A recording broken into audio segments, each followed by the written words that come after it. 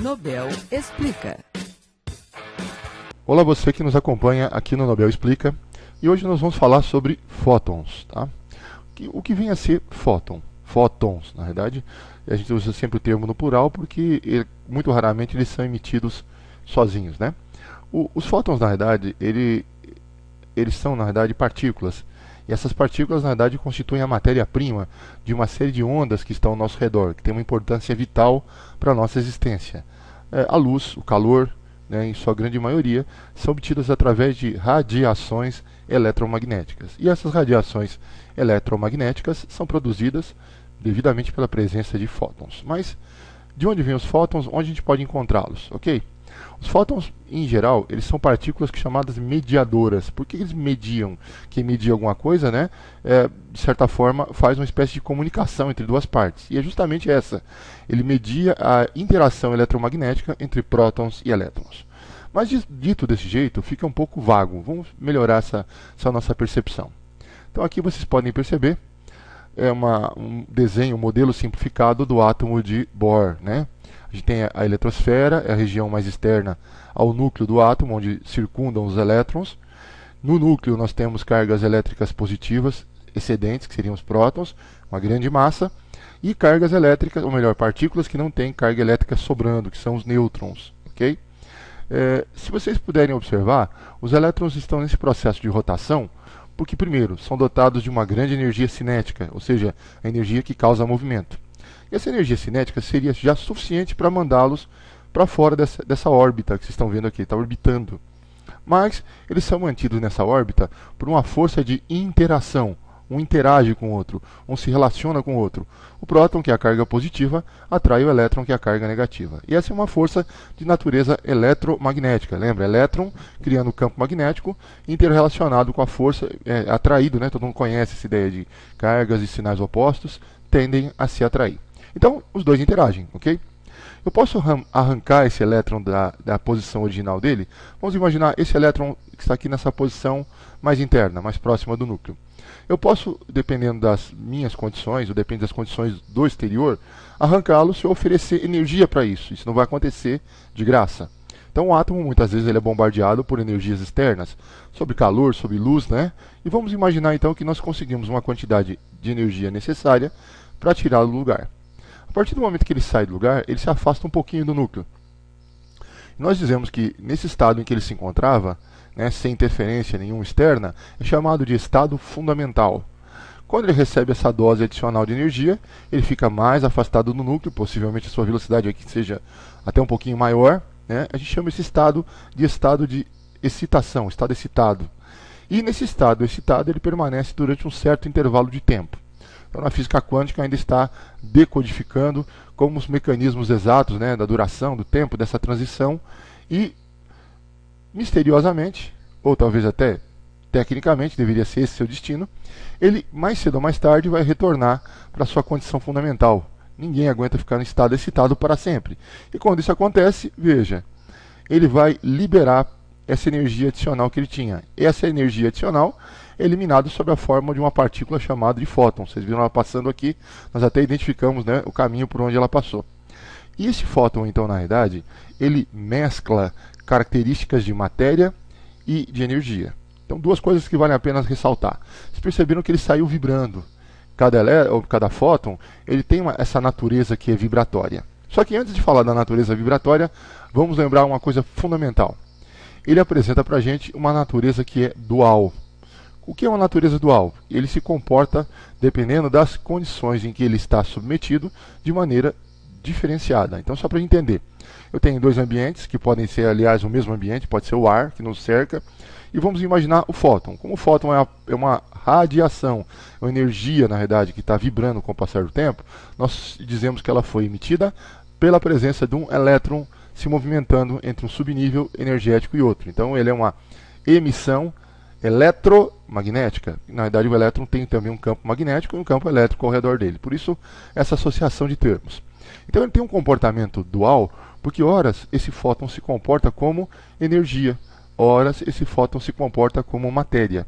E, à medida que nós estudamos a física, nós entendemos melhor em que situações ele tem um comportamento distinto do outro, ok? Basta apenas lembrar para vocês, nós não temos um desenho de um fóton, ninguém tem o Facebook do fóton, né? A gente não sabe bem o comportamento dele, não sabe o jeitinho dele. Eu desenhei aqui como se fosse uma partícula para que nós possamos entender esse tipo de comportamento. E vamos colocar no caminho dele dois obstáculos distintos. Em cima nós vamos colocar um bloco de vidro, embaixo nós vamos colocar também feito em vidro, mas espelhado, né, um pedacinho de espelho. Curiosamente, pelo comportamento apresentado na situação número 1, ele vai atravessar a estrutura desse bloco de vidro. Nós sabemos que isso é uma coisa típica de energia. Nós não conseguimos simplesmente vir correndo e atravessar uma parede, nada das nossas configurações. Por quê? Porque nós nos comportamos como matéria naquele exato momento. Então o fóton, quando lhe é conveniente, ele se comporta como energia. No entanto, o mesmo fóton quando colocado diante de um espelho, ele pode fazer esse tipo de comportamento, ele pode quicar, ricochetear, como se fosse uma bala. Então, por conta desse tipo de situação, o mesmo material, o mesmo fóton, ele tem comportamento distinto. Então, a gente costuma dizer que ele tem um comportamento dual. Ora se comporta como matéria, ora se comporta como energia, ok? Observamos agora que nós podemos caracterizar, desculpem, os elétrons, os fótons, em função de uma grandeza física que é estudada na ondulatória, que é chamado de frequência. A frequência, ela mede para nós o número de oscilações executadas por uma onda, por uma partícula, por um objeto qualquer, certo intervalo de tempo. Então, por conta desse tipo de circunstância, a nossa frequência é dada pelo número versus intervalo de tempo, número de repetições. Bom, vamos esquecer o fóton um pouquinho e eu vou mostrar para vocês um exemplo. Aqui você tem um desenho básico de um rádio, na verdade não é um rádio, é de um gerador de ondas. Nosso ouvido, na verdade, ele percebe ondas, assim como os nossos olhos. A diferença entre nossos ouvidos e olhos é que os nossos ouvidos, eles captam ondas que são mecânicas. O som é uma onda mecânica, ele faz a matéria que está ao nosso redor, ela vibrar. Enquanto que as ondas luminosas que nossos olhos percebem são ondas de natureza eletromagnética. Essas sim são fótons. Mas para ilustrar o conceito de frequência, ouça dois sons distintos. O primeiro som é emitido por uma onda de frequência baixa. Irritante, ele é um som puro. Nós chamamos de som harmônico. E na sequência, perceba a diferença de um som que tem uma frequência maior. A frequência dele é em torno de 450 Hz. Absolutamente irritante. Mas o que você quer me mostrar com isso?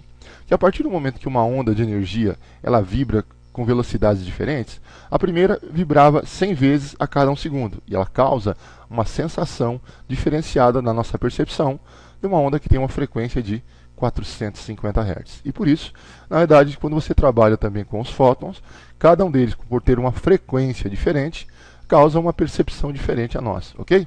Então agora eu gostaria de apresentar a vocês aqui alguma coisa que todo mundo já viu. Nossa, eu já vi na capa do disco do Pink Floyd, esse desenho aqui, é um prisma. Na verdade, é uma animação, onde de um lado de um prisma óptico, nós vemos a entrada de um feixe de luz na cor branca. E o prisma funciona como se fosse um filtro. Ele separa as 7 cores fundamentais que nós costumamos conhecer no arco-íris. Então, percebam, o vermelho, amarelo, laranja, verde, azul, anil e violeta. Cada um deles tem uma frequência diferente, e é por isso que os nossos olhos percebem cada um desses fótons de forma distinta. Cada fóton, então, quando emitido por átomos diferentes, em transições de subníveis diferentes, em níveis energéticos diferentes, emite fótons com frequências distintas. E como eu disse a vocês, frequências distintas causam percepções aos nossos sentidos diferenciadas, ok? Dá uma olhadinha aqui, nós temos um mapa. Esse mapa é chamado de espectro eletromagnético, né?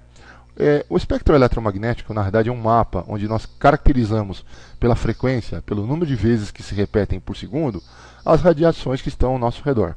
Então, primeiramente, vou lembrar vocês, o som é uma onda mecânica, não tem nada a ver com fótons. O nosso ouvido, quando capta sons, ele capta sons que começam na frequência de 20 Hz e se estende até as frequências de 20.000 Hz. É nessa faixa que o nosso ouvido percebe os sons e as vibrações que são geradas ao nosso redor. Quando nós pensamos em outras ondas eletromagnéticas, que agora são compostas por fótons, olha aqui a primeira frequência que nós conseguimos, né? Ou a primeira não, aqui é a mais habitual, ok? Quem fala, por exemplo, em aquecer sua comida no micro-ondas, escutar música de repente através de um sintonizador de rádio, fazer conexão com a rede sem fio, usa essas formas de energia. A radiação as ondas de rádio e as micro-ondas. Claro que elas estão em faixas um pouquinho diferentes, mas são faixas muito próximas. Começa em torno de 10 elevado a 10ª Hz e se estende até 10 a 13ª, quase chegando em 14ª Hz, tá certo? Lembra? 20.000 nosso ouvido, 10 elevado a 10ª potência é 1 seguido de 10 zeros. Então são frequências muito grandes. Ninguém enxerga, nem ouve micro-ondas ou as ondas de rádio. Nós escutamos o som que é transmitido junto com as ondas de rádio, mas nós não conseguimos nem ouvir, nem enxergá-las, ok? A radiação de infravermelho todo mundo já conhece. Ela serve, na verdade, ela é emitida quando nós produzimos aquecimento. Quando você queima o carvão, por exemplo, para fazer um churrasco com os amigos. Quando você queima o carvão, o calor liberado é uma forma de energia eletromagnética conhecida por radiação de infravermelho. Bom lembrar vocês que nós falamos um pouquinho sobre as micro-ondas. Quem tiver curiosidade, leia, assista a aula sobre ressonância aqui também no Nobel Explica, ok? Uma radiação muito próxima da radiação infravermelho é a chamada luz visível. Se vocês voltarem depois mais tarde, né, olharem com atenção no desenho que existe no slide anterior, onde nós temos aquele prisma que é a separação das luzes, né, vocês vão perceber que a luz que sofre a primeira separação, né, que aparece primeiro, percebida pelos nossos olhos, é a radiação de infravermelho, ou melhor, é o vermelho, porque está um pouquinho acima do vermelho, e o que está abaixo dele é o infravermelho. Vale a pena lembrar que a luz visível ela existe numa faixa muito estreita. O expoente dela é 10 elevado a 14ª. Seria desejável que você lembrasse disso no seu vestibular. Se você não conseguir, ótimo. Não há problema nenhum, ninguém vai morrer por causa disso. Mas a primeira luz que o nosso olho é capaz de perceber está em torno de 4,5 vezes 10 elevado a 14ª Hz. E o violeta, que é a última cor que o nosso olho é capaz de perceber, 7,5 vezes 10 elevado a 14ª. Entre o infravermelho e a luz visível, nós nem mudamos o expoente, tá certo? 10 elevado a 14ª.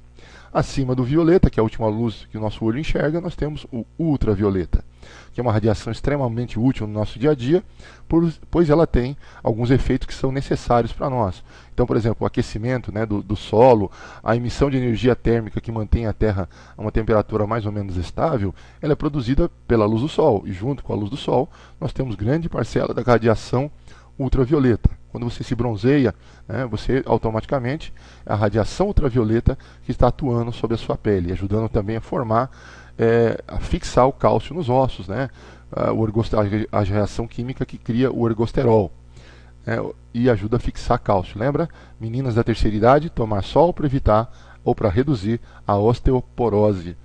Ok? E acima da radiação ultravioleta nós temos radiações que são extremamente energéticas.